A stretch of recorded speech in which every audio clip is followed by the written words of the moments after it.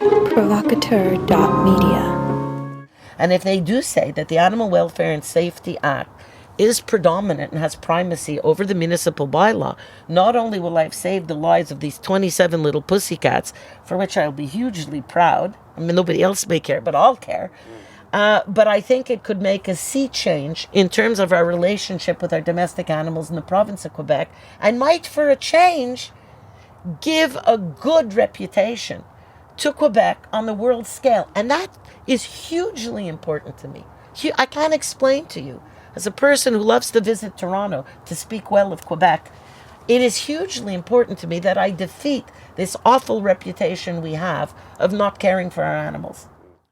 The Goldwaters is brought to you by Goldwater-Adler, shaping the history of Canadian family law since 1981. The Goldwaters vous est présenté par Goldwater-Adler, modeler l'histoire du droit familial canadien depuis 1981.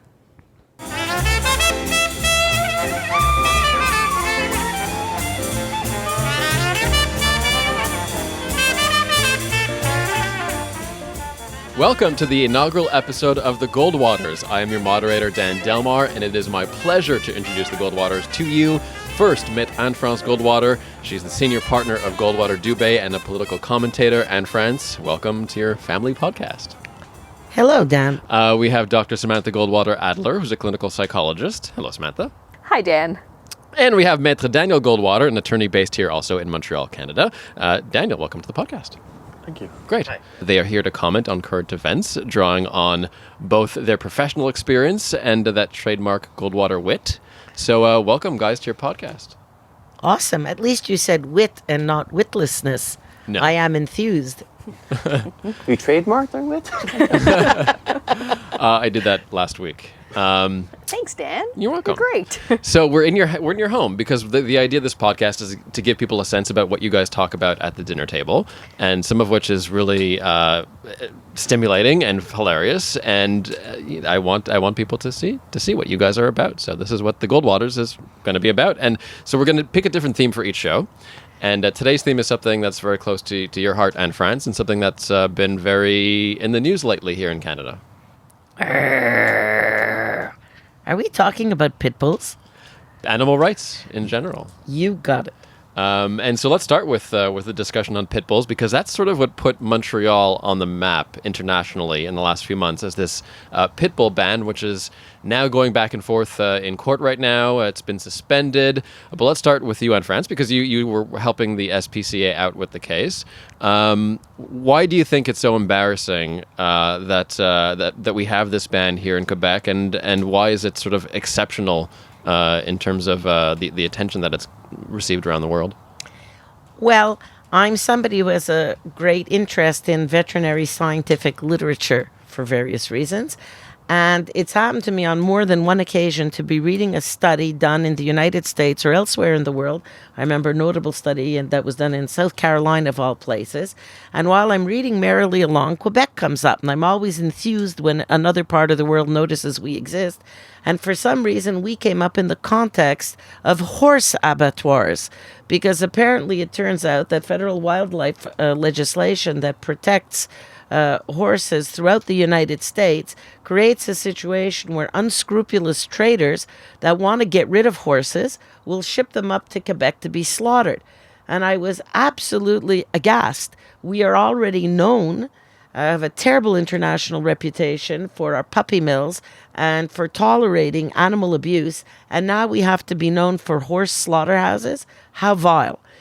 So when the pit bull issue came up, aside from many other reasons that I got involved, and I started looking into it, I was mortified to learn that although, yes, it's true that in many parts of the world there are bans against pit bulls, these are bans that date back 30, 40, and 50 years, when the science, the understanding of canine genetics is not what it is today. And that, to the contrary, the worldwide move from Vancouver to the Netherlands has been toward a repeal of pit bull bans. And Quebec, unlike different parts of the world, wants to create a pit bull ban and thereby prove itself to be 50 years behind the times. And this is, I think, what has attracted such worldwide attention. and brought social opprobrium upon us for no reason, while creating no benefit and while saving no lives and while not improving in any way the relationship between dog and man. Don't knock the horse abattoirs that are here in Quebec. I just want to put that out there. I don't know how this got mixed into the debate. I mean, it's very lean meat. In fact, my father and I, when we were growing up, we ate a lot of it when he was teaching me how to weight train and how to eat more lean protein. And I think it's hypocritical. What's wrong? People eat beef all the time. Why a horse any different?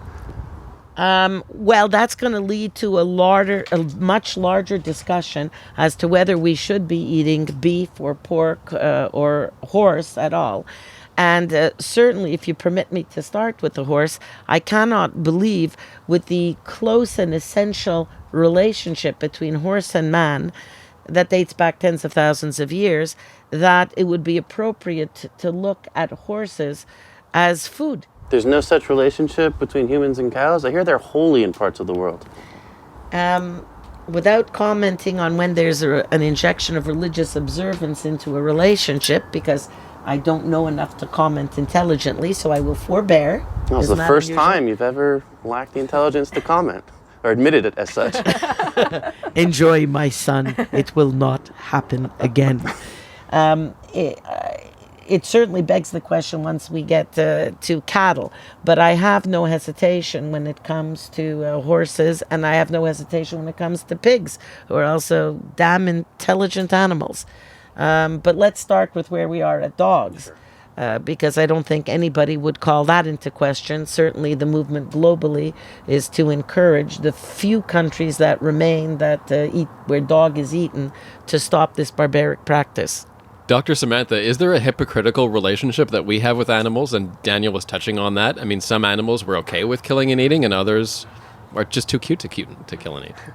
I think it's a great question, and I think that it's one thing I hesitate when we get into debates about animals, and that includes pit bull bans and the horse abattoirs and using animals for entertainment. Is the more you actually think about it, the more you get into it, the more you realize the utter hypocrisy of the whole thing. And then saying that dogs reserve a special privilege because through an accident of history they happen to have made it into our homes, whereas cows and chickens and other animals are destined for the dinner plate, is just, it's absurd. Even when Mom, Metro Goldwater, was just referring to pigs as being, damn intelligent animals, frankly, what does intelligence have to do with raising an animal, frankly, in slavery, torturing it, and then killing it for its food? That's, if anyone heard the bark, that's our dog Hero, who agrees with us. He's on my side, although he does eat an all-meat diet. And I think it's something that we really have to give pause and really think about. Give pause? You like that? Give pause? There we go. Boom, boom. Okay, well, I view it a little differently. First of all, when it comes to dogs, I have not a shadow of a doubt that dogs made a choice as a species to throw in their lot with us. And they engaged and entered into a very profound, intimate, yea, verily conjugal relationship with us, where they take care of us. And frankly, in my opinion, more than we take care of them. I think that we get more out of that companion relationship than they do. And all they've ever asked for is to have really our garbage. Okay, but this is some magical thinking. Right now you're ascribing a collective will to dog kind that are throwing their lot in with us. It just sounds ridiculous on its face. And when you think of relationships we've had with cattle since we've been sedentary creatures, it's very profound. I remember you used to say, I don't want to throw you under the bus on this one, but you used to say, when I would point out the hypocrisy, Mom, we eat beef, but we have dogs. What's up? You used to say, Daniel, cows are stupid creatures. And what's very silly about that is you are one of the most empathic, lovey-dovey, snuggly people I know. And if you hung out with a cow for 1 hour, I guarantee it, you would name it, you would love it, you would take it home. Yes. Well, considering I already want to buy a horse to keep in my living room, I have no doubt it's probably one step toward cattle. But the reason I want to start with dogs is because the ground is more secure. It's easier to have a social consensus. I don't deny that it's an area of thinking that's in flux. I think that our attitude to all animals, including farm animals raised for food, has evolved enormously. I don't think even the most avid carnivore who loves his steak would tolerate learning that the local farmer or local operation were mistreating its animals. Now, let me interrupt you there just for a minute. Now, let me just check, okay? You know, Mom, Metro Yes. Goldwater, that the animals that we eat are horribly mistreated. Yes? This is a yes or no question. Yes? No? Yeah? Well, it's a longer question. Okay. That's what started. Well, just a minute. Don't pin me to the wall. That's why we started our experiment with being vegetarians. That horrible, horrible video that had been circulating for the longest time about the mistreatment of farm animals in the province of Quebec. And I couldn't watch it all the way through. Okay, wait. So you couldn't watch it all the way through. You decided to give a try being a vegetarian. So all that said, the short answer is yes, my dearest daughter, Dr. Goldwater-Adler, I am aware that animals are being mistreated, so I could eat them because they're tasty. Now, Daniel, Metro Goldwater, Daniel. You guys are normally aware? this formal, by the way. We don't have to be. Yeah. Well, that's how we speak at She regular. calls me Metro all the time. I don't know what you're talking about. I was trying to be more informal, actually, by saying Daniel in this context to make it seem like we're tighter as a family. Are you aware that the animals that you eat are mistreated? I know you're on cross-examination. I'm a hypocrite. Admitted. Go on. Okay. But this is the whole point. Is that your whole point, Mom? Is that if people have less acceptance once they're aware of how animals are treated and think that it's wrong. We all know. We've done a lot of research about this stuff. Frankly, in our free time, we've had a lot of discussions about this previously. And frankly, whatever our experiments with vegetarianism have been, you've had experiments with vegetarianism. I have. Daniel is more cold-blooded. But we've all gone back to eating animals despite knowing how horribly they're treated because, we're hypocrites and we're a-holes and they're tasty. Mostly they're just tasty. So, And we're too France, lazy. what happened about that experiment? I remember a couple of years ago, it was the head of the SPCA here in Montreal who kind of convinced you to go vegetarian, and you did for a while, and then? Yeah, what happened? Well, I blame it all on Eric Salvaille, because he invited me on Recette Pompette, and I knew that we were going to put down a 40-ouncer of vodka on 2 empty stomachs, his and mine. And For our friends outside of Quebec, this is a television show where the guests drink excessively and then cook. Well, actually, it's better really to be drinking excessively while cooking so that even greater mayhem ensues. So since that was going to be the exercise, and appropriately on French television, we were going to cook beef Wellington, I decided that in order to save my dignity such as it was, I would eat a lot of the beef Wellington before it was fully cooked to boot, figuring that I would take a chance on puking on raw meat as opposed to puking on the 40-ouncer vodka. And I have to tell you, it was the tastiest beef Wellington I ever had because I had been off meat just shy of a year by then. More seriously. And I had to admit, in fact, on the show that I was a vegetarian, and apparently this created huge mirth across the French-Canadian community. But I was sincere until that terrible lapse. And then you kicked a horse when you were done, just for good measure. But first of all, I had never thought, truth be told, look, I'm 56 years of age and I grew up an avid carnivore, and I never thought I would even experiment with vegetarianism. And in all seriousness, it was indeed Alana Devine, who's lead counsel at the SPCA and who is my personal conscience, who provided that video about the treatment of farm animals in Quebec. And absolutely horrified, because as much as you love meat, there is absolutely no excuse for the agricultural practices that we tolerate in North America today. And I cannot emphasize enough, because you don't have to make a choice between being a vegetarian and a carnivore to want to ensure that farm animals are well treated and do not suffer, cruel separation of mothers and babies, cruel practices of castration. It's absolutely horrendous. That being said, I want to venture, for the sake of my children, a radical thought that I have had over the last couple of years, and I believe, in as right-wing as I am, as much as a meat lover as I am, that the movement in society is inevitable and inexorable and it's a movement toward absolute vegetarianism. I do not believe that 10, 15, or 20 years from now, except maybe for a few former Donald Trump supporters, and maybe they'll be eating him, one hopes, that there will still meat would be too like stringy. Like, and contaminated by STDs. But I really believe the movement is towards eschewing meat. And since my children do represent the next generation, although they are getting a little long in the tooth since they're both in their 30s, I wonder if that's how you feel, because I think you'd have your finger more on the pulse as to the zeitgeist. By the way, the sizzling you hear in the background is Anne France's husband Lionel making dinner, which I believe is very meaty tonight. But let's just leave that aside. Do you have any, as a side note, he's cooking chicken at the moment. And do you have any idea how many conversations I've had with Mom where she said, we're not having meat for dinner. We're having a vegetarian meal. I'm like, but Mom, there's chicken on the table. Well, that's not meat. But chicken isn't meat. And Daniel actually looked it up at some point because it was really that much of a debate between us. But anyways, whether or not chicken counts as meat. Well, let me also state the obvious in that big, empathic soliloquy to animals and how far we're going and where we are, where we will be, hopefully. You didn't admit your moral hypocrisy, that you still cannot avoid eating meat, the flesh of these animals. Can avoid, but won't.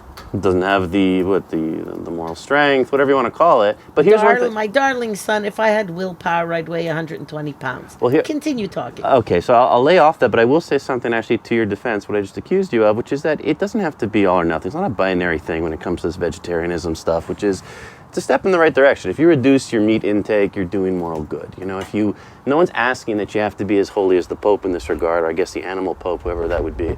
And you're still making moral change, and you're doing good in the world. I mean, it's like every Catholic out there. No one wants to be. I'm going to repeat myself with the Pope, and never mind. But yes, you don't have to be as orthodox as the most orthodox. Let's talk about someone who does sort of take action to actually help animals, and this is Anita Krajnc, this woman in Toronto who was charged basically for mischief for feeding pigs heading to the slaughterhouse some water. She's that famous woman in Toronto, goes into traffic and just gives sips of water to the pigs on the way to the slaughterhouse. Is she a good person or someone who's just sort of a little bit too self-righteous, trying to make a point? What's your take on her and the fact that she's up for charges? In answer to your question, Frankie's answer to this answer I give to a lot of questions. Can't it be both? Maybe she's too self-righteous and a good person. Frankly, I don't know her. I've read about her in an article. I haven't met her. I've read an article that she's written. And if I assume what she's saying is true, and I have no reason not to, then she's someone who has a deep pool of compassion for suffering animals, and she gives her philosophy is to bear witness, to help these animals, to even if they don't need water, to go over and to talk to them and to just calm them down as they're quite agitated, as they're being understandably as they're being stacked in cages and brought to the slaughter, and I think that that's a kind thing to do, and I think I can see why, for legal reasons, if we're going to categorize animals as property, then I can see how, for legal reasons, it thereby follows that she could be charged with criminal mischief, and that what she's doing is, you're happy, Mommy? You're happy that I made a legal acorn reference? does not fall far from the tree. But just because it follows legally, it doesn't mean it's right ethically or morally. And it really begs the question, do we need to change the laws? Because it does seem profound. I think in most of our experiences, we don't really treat or see animals as property. They're part of our lives. Some people even start calling them their children. And I haven't called a table or a stool a child in a long, long time. Well, you can see just so. For me, actually, it's a little illustrative of the lack of training of police officers in many situations. And let's say that one perhaps is a little bit more mundane with what police officers are not known to do in some parts of the United States. But there's an inadequacy in training of police officers in some jurisdictions on conflict resolution and on how to reduce conflict intentions. Now, I've seen somewhere in my past as a jurist, and I got involved with a CJEP program of training police officers. Do we want to give a brief mention of what CJEP is for our non-Quebec people? Oh yeah, good point. College level training. So in our province, to become a police officer, you have to do a 3-year college program. And in one particular instance, and I hope it's generalized across Canada, but maybe not, I was very impressed with the education these future police officers were getting on how to reduce conflict, because they were being trained to go into situations like family conflicts, domestic quarrels. I guess we could apply that to pigs injured in the street and citizens coming over, and how to reduce the tensions that are so high that good citizens have called upon the police to intervene. Like between the pigs and the truck driver? Is that the... Between the truck drivers who was saying, this is our property, don't interfere with our property. And perhaps the lady was being overreactive at the time, and conflict was escalating. And I would have liked to think that the role of the police officers would have been to come in to appease those tensions. I use it in the French sense, apaiser, right? And give the opportunity to citizens who want to provide comfort and succor to the pigs who are in a state of distress, while at the same time reassuring this truck driver that he's not going to get into trouble with the bosses in a context where we don't know how agitated he was because of the accident that had taken place. Obviously, I'm going to side with the citizen who's bringing water to the distressed animals. It's the bigger picture that's more disturbing, which is you're trying to calm intelligent, distressed animals who are injured so they can be hustled to the abattoir and killed. Hold on, but there are bigger issues, I think, that come to the fore. I mean, you're talking about community policing or de-escalation. I mean, that may be one aspect as to how this actually wound up for criminal courts, but it was a good act, unequivocally, to give water to a thirsty pig, for heaven's sake. I don't think any decent human being can say otherwise. But it does, again, bring up other sort of policy questions. I mean, what is to stop someone from telling me how I'm treating my dog, and to come and take my dog and say, you're not treating your dog right, I'm going to treat your dog the way I think it should be treated. And we start getting these decisions. And let me also come to the defense of this who comes across as the villain in this farmer with the pigs and is hauling them to their death. He was following, or at least the company was following, animal welfare provisions that you have to feed and water these pigs within 36-hour intervals max, right? And so he was actually following some animal welfare provisions that our elected officials have stated. This is what we expect you to be, we expect you to treat our animals. And he was following that. I really find you to be a little naive. It's one thing to say that when on the premises of the farm, the caregivers of these animals know the protocols that they have to follow, and one hopes they were following them in good conscience as fellow beloved Canadian citizens. I have no reason to doubt their sincerity. However, you have a fellow entrusted to the transportation of the animals who's not necessarily a caregiver or aware of the rules. His job is to engage in a very short chapter in these animals' lives to get them from, we don't know, but we know, because there's an unexpected emergency event. That means that the ordinary rules that say it suffices to feed and provide water to these animals at this and this interval would be adequate, but not in the context of an accident or an emergency. And that's why, without saying that I know whether the woman was engaging in conduct that might otherwise be viewed as mischief, I tend to side with her, but I don't know to what extent she was contributing to an escalation of tension. What was the emergency? There had been an accident, and the truck was overturned, and the pigs were injured. They were dying. And I'm not aware of that specific. When I'm not sure about that. And frankly, she said specifically that she's been doing this for years. And I assume not every time they were bringing these animals to the slaughter, there's a horrible car accident, because I'd hope they get a new truck driver at that point at least. But no, she's been doing this for years, and she's been videotaping it. It's with an advocacy group that she helped to form. It's a publicity stunt. Well, publicity maybe, or maybe an act of kindness, or maybe both. One doesn't necessarily preclude the other. But this is something that she's been doing long-standing, with or without Well, accidents. if she has been doing this on other occasions outside an emergency event, it begs the question as to why she's intervening and mixing in. If she's got a concern that animals aren't being treated appropriately, then that puts me more on the side of the caregivers or the farmers, and that you make your necessary report to the authorities. It's not up to us to engage in vigilante justice, benign as it may seem. Because sometimes you see in these situations, the people who call themselves crusaders are not necessarily all that interested in the objects or animals they're crusading about. They're more interested in attracting attention to themselves and causing a disturbance. And at the end of the day, that does not contribute in any long-term way to the welfare of the animals or the trees or the fields or the minority groups. Who says? They claim. Yeah, now I feel you're being too harsh. Who says advocacy doesn't have an effect? And who says that recording, that personalizing these animals and treating them as sentient beings and recording this doesn't have an effect? And frankly, the effectiveness of it as an animal rights, as a way to promote animal rights and maybe to stop the slaughter or enhance the welfare treatment of slaughter animals, the effectiveness is almost beside the point. And I don't really want to get into what's in her head. It's not I don't know the woman. But on its face, on a very basic level, as she reports it, and so far I haven't seen anything countering this, is that at a particular intersection, she and other advocates would go, and that while the trucks were stopped at the light, they would go up to the cages and they would comfort or give water to the pigs, and sometimes record it. Because the pigs, according to her at least, were quite agitated, and in the summer months particularly were frothing at the mouth from dehydration.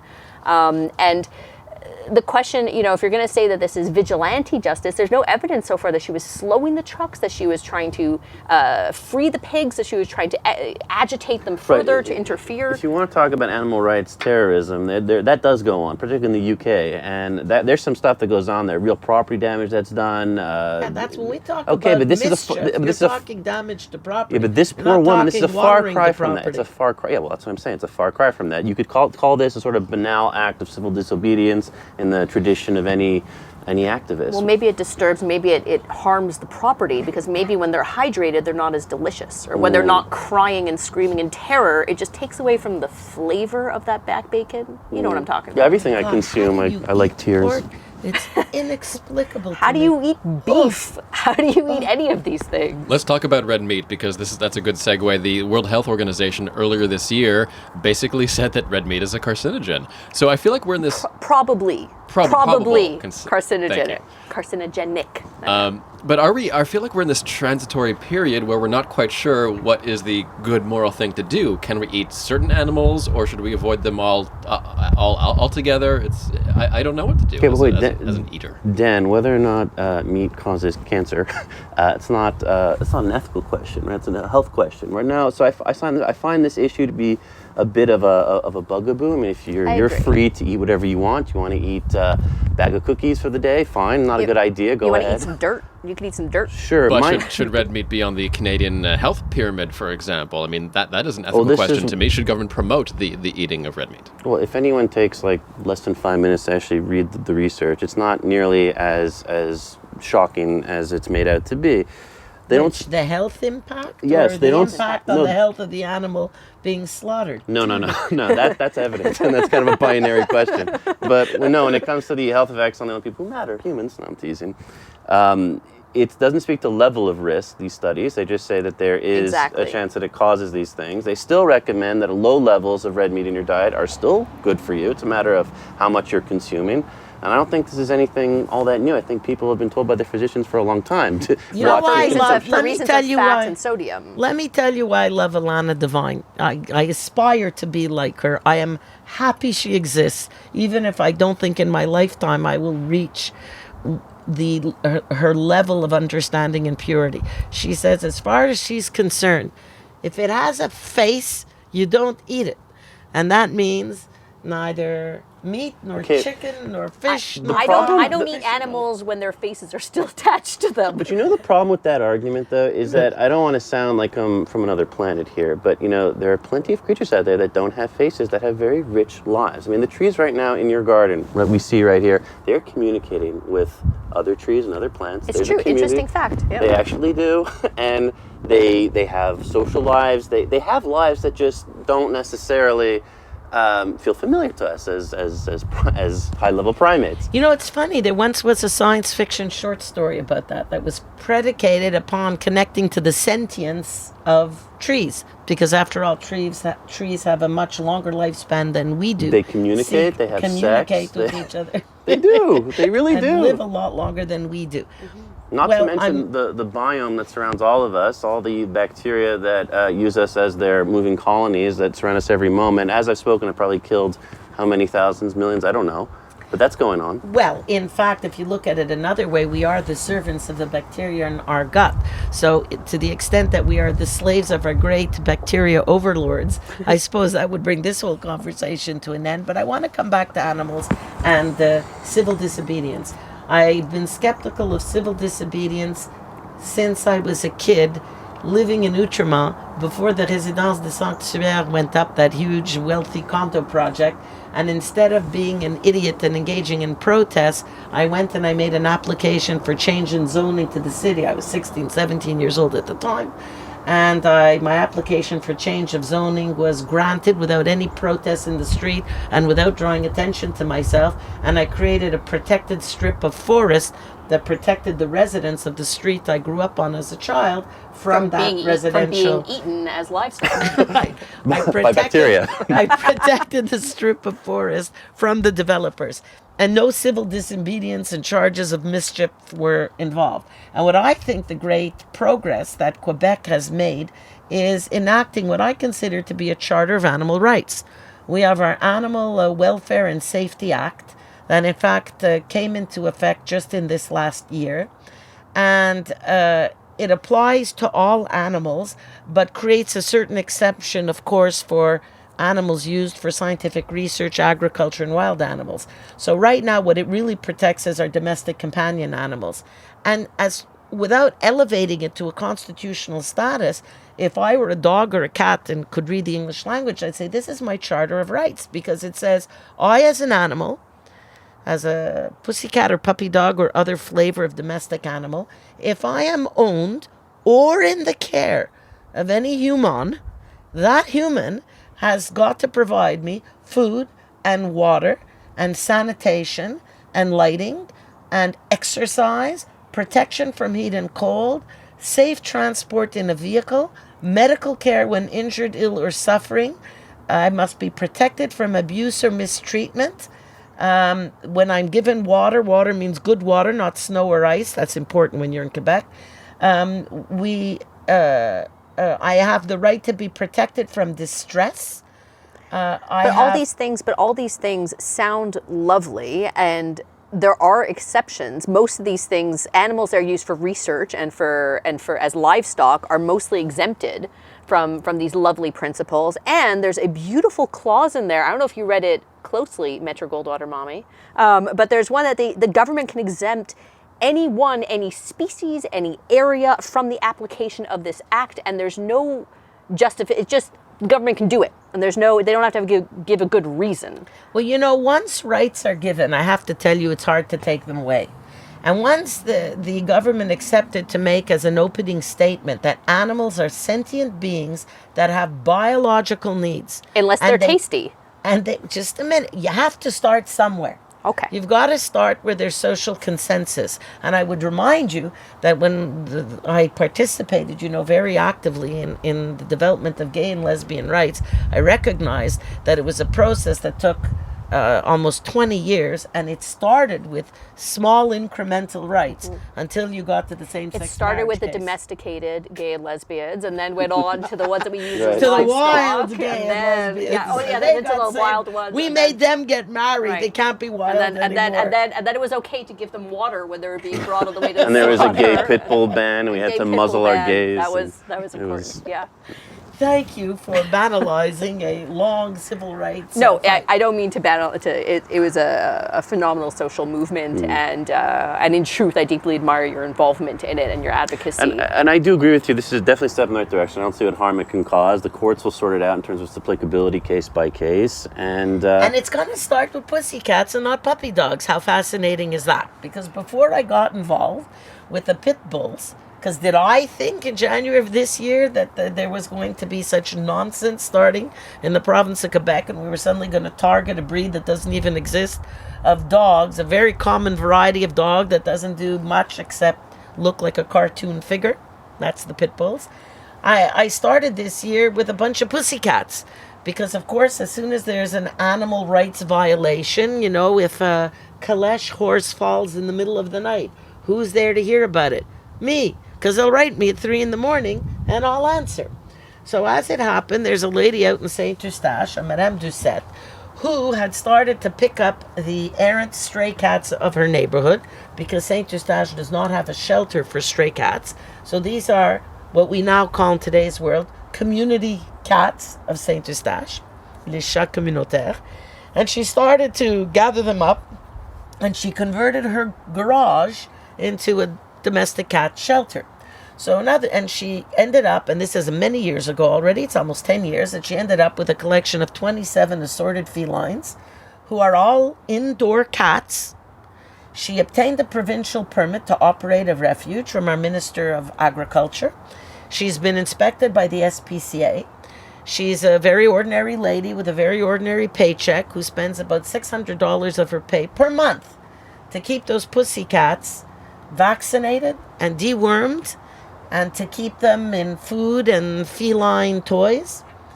And with all of that, one fine day, in response to a complaint about a neighbor, not about her, it came to the attention of a municipal inspector that she had all these pussycats. There's no issue of smell or nuisance or safety. Nice, healthy, quiet pussycats. And she was ticketed, and she paid her ticket. And then they ticketed her again. And then, fed up that she wouldn't get rid of the cats, they took the city of Saint Eustache took injunction proceedings against her. Now, we live in a world here in Quebec, like everywhere else in North America, where we have infrastructure problems, where there's barely enough money to keep hospitals going and schools going and municipal libraries going, and on it goes. We're no different from any other jurisdiction. But somehow the fine people of Saint Eustache found the money to hire lawyers to go persecute this poor middle-aged cat lady and get a court order that she be rid of her cats. And she had hired the lawyers she could afford at the time. It cost her about $20,000 in fees, which in the world of lawyers is not a lot of money. She got a very cheap lawyer, or it was like very willing to donate a lot of time to her cause. And there was a trial in court, and the court granted an injunction. Our superior court, which is our court of general jurisdiction, granted an injunction to the city of Saint Eustache as follows. This woman, for the rest of her life, any municipal inspector may enter into her home with no search warrant, and if she doesn't let the municipal inspector in her home, he is authorized to use a locksmith to break into her home. So she might be on the toilet, she might be making love with her husband, she might be cooking dinner, she might be asleep. Municipal inspector can enter at any time, search her home, did I mention with no warrant, and any cats or dogs she finds there, because it turns out she used to have 3 dogs. You're only allowed to have 2 dogs. One of the dogs passed away a couple of years ago. The judge didn't care because said this is clearly a scofflaw. What if, God forbid, one day she has 3 dogs? So he said, I'm granting the injunction for both dogs and cats, even though she's never been ticketed for the poor dead 3rd dog. And that municipal inspector is entitled to take out any dogs or cats he sees there of any number, remove them all, then send her a 5-day notice, and she's allowed to select up to 2 dogs and 2 cats, and the rest of the animals she has will be killed and the bill sent to her. Now, I'm no cat lady. I'm a dog type of girl. But when I got to the bill for killing your animals will be sent to you, I had visions of Gestapo officers in long black coats. And you may make fun of me, my children. You may make fun of me, Dan, as well. I'm still a Jew of a certain generation. It's all about the Holocaust. And the thought that you could be billed for strangers to kill your own animals is so anathema to my way of thinking that with all my financial stressors in my life, with all the fact that I have no time to do this, I ended up taking on this lady's case for free. We've taken it to the Court of Appeal. We're raising the Animal Welfare and Safety Act, and we've done all of this before pit bulls were ever on Mayor Coderre's radar. So that means the Court of Appeal, sometime within the next year or so, is going to be called upon to decide if it's true when the legislator says in its statute that the welfare of animals, and this law providing for the welfare of animals, has primacy over any stupid municipal bylaw. And if the Court of Appeal says so, and I hope they do, and I hope they have the courage of their convictions. Well, it's what it says in the actual act. That it actually says so. That it does take precedent over any municipal bylaws. It's not always because it says something in the law that the Court of Appeal actually follows what the law says. Sometimes you have to go to the Supreme Court. But I'm hoping... It's hard to read a law. Yeah, I know it's hard. Very difficult. Many of us take many years to do. My 35 years of experience, I still have a glimmer of hope the Court of Appeal might feel inclined to read the law for what it says. And if they do say that the Animal Welfare and Safety Act is predominant and has primacy over the municipal bylaw, not only will I have saved the lives of these 27 little pussycats, for which I'll be hugely proud. I mean, nobody else may care, but I'll care. But I think it could make a sea change in terms of our relationship with our domestic animals in the province of Quebec, and might, for a change, give a good reputation to Quebec on the world scale. And that is hugely important to me. I can't explain to you, as a person who loves to visit Toronto to speak well of Quebec, it is hugely important to me that I defeat this awful reputation we have of not caring for our animals. So this is why we chose animal rights as the first topic on the Goldwaters, is because you're at the forefront of this fight and you could actually sort of affect change in Quebec, and these progressive policies tend to spread eventually to the rest of Canada. So you guys, what do you think? Is this charter of animal rights really the way to go? Should we define exactly how to treat animals and sort of try to apply this broadly? Yes. I don't see what bad could come from this charter. I'm open to arguments. I can see only good coming from it. So whether it will be applied judiciously and appropriately according to what it espouses is another question. But it opens up that door, and I don't see anything wrong with that. I agree as well. I think it's a step in the right direction. I don't think it's the last step. I think it's the next step, not the staircase. And I think that there's a lot of room, particularly given Quebec's reputation for treating livestock, that I think there's a lot of room for expansion. But I think it's a great step. Don't be too ambitious too soon. It often scares me. As soon as we say, and I'd be even worried that the lawyers for the municipality would come and raise that argument. Say, if we accept Metro Goldwater's arguments that we have to give cats and dogs rights, my goodness, what's going to happen next? Then we're going to give rights to livestock, and everybody's going to become a vegetarian by force. And then to polyamorous animals and polygamous ones and bestialist animals. Exactly. They're the worst. In the same-sex marriage case, the argument that was used, and I'm not making this up, by a very lovely lawyer who was acting for a coalition of religious groups, Christian, Catholic, Jewish, and others, actually argued that if the courts were to permit men to marry men or women to marry women, the next thing that would happen is we would be permitting adults to marry children and men to marry dogs. When he got to marrying dogs, I had to stop and think for a moment and say, well, from a woman's point of view, it might be better to marry your pooch than your husband. But then again, I let that thought go by. If I may interject, gross. Okay, carry on. Well, I've always been into heavy petting. Boom. But it was, and it was accepted. It was tolerated as an argument in an open court of law in front of a courtroom full of journalists. All right, Goldwaters, so we're going to end each episode with further reading and your recommendations for people to dig in a little bit more in depth on the topic. So, Anne-France, let's start with you. What do you recommend people read on the issue of animal rights? I would recommend reading the book, The Chimps of Fauna Sanctuary, that talks about a sanctuary that was set up for retired chimps, because, of course, we don't do scientific testing on chimps anymore. And imagine I was reading the book and only discovered then I was reading this awesome and popular and very interesting book about a chimp sanctuary here in Quebec. Hoo-ha! Samantha? I'm not going to suggest a further reading. I'm going to suggest something to watch, in fact. There's a 2014 film, White God.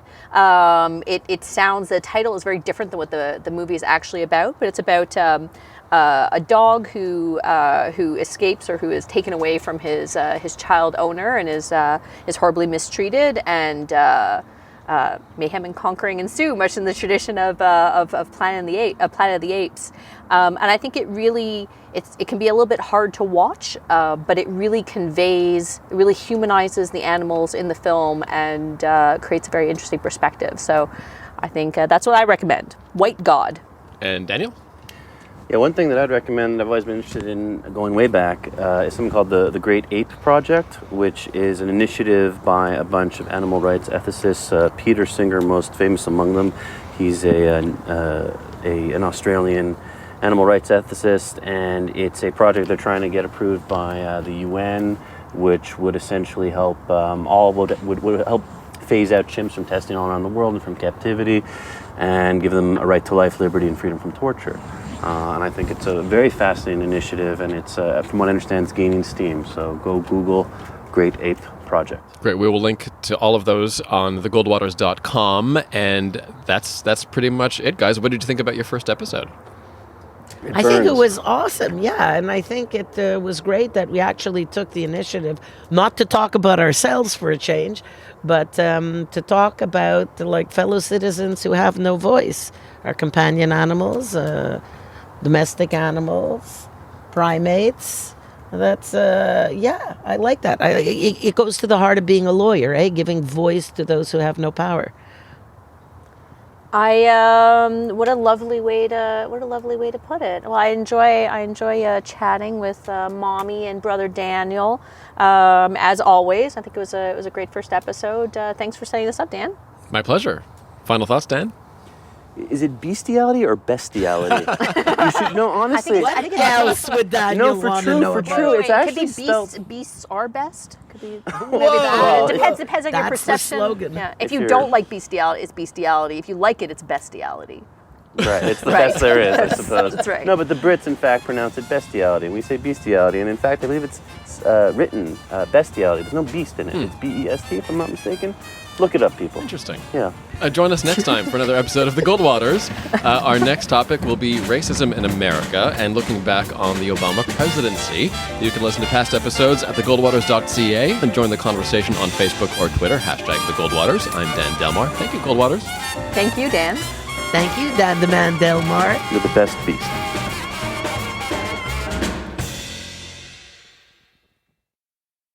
Provocateur.media.